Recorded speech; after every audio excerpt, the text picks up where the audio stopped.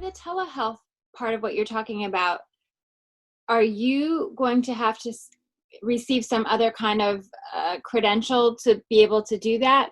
How does that work for you? No, it doesn't. I've been doing telecoaching, right? So I have a coaching relationship with people. I don't have a doctor-patient relationship. And I decided a long time ago not to have a doctor-patient relationship because there's a lot more laws for that. So if you're doing telehealth, you would have to check out the federal level, the state level, right? Mm-hmm. Your professional organization level, and then you would have to check, there's 4 levels: the federal, the state, the professional, and then what your practice act is, right?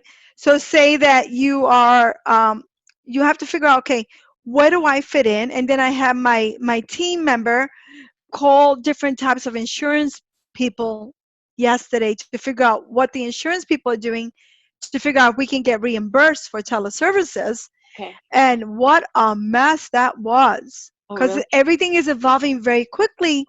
And so some organizations will reimburse a healthcare practitioner for telehealth if they do a phone consult, but not if they do a video consult.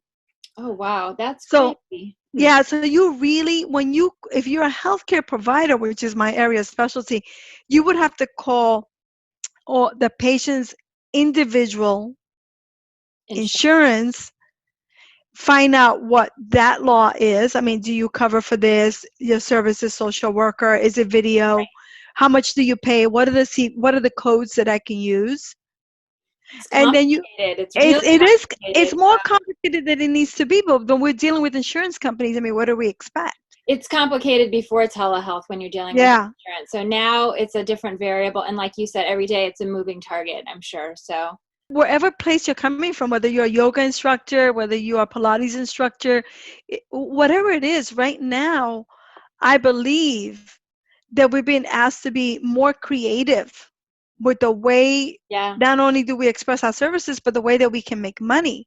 Now, I think, and I've been thinking a lot about this because, I mean, I'm like really, my genius zone is marketing and promotion and launch strategy, I right? But remember us talking about that before. That was your right. first and foremost thing that you started with. So It it's is. still there and it's rolling. Yeah, it's rolling, but nobody knows me for that, which I think is sort of funny, right? They just think I'm the pelvic healer, right? I mean, you can't have a 7-figure business and not be, really know what's going on, right? Right.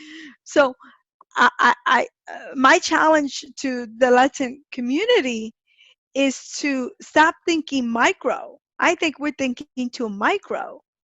I think that we should figure out what is our true zone of genius and things that we enjoy and light us up, and how can we make money from that and do it from a virtual office.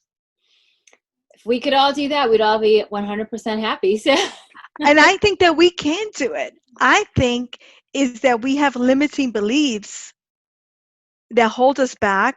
Some of us feel like we're not good enough.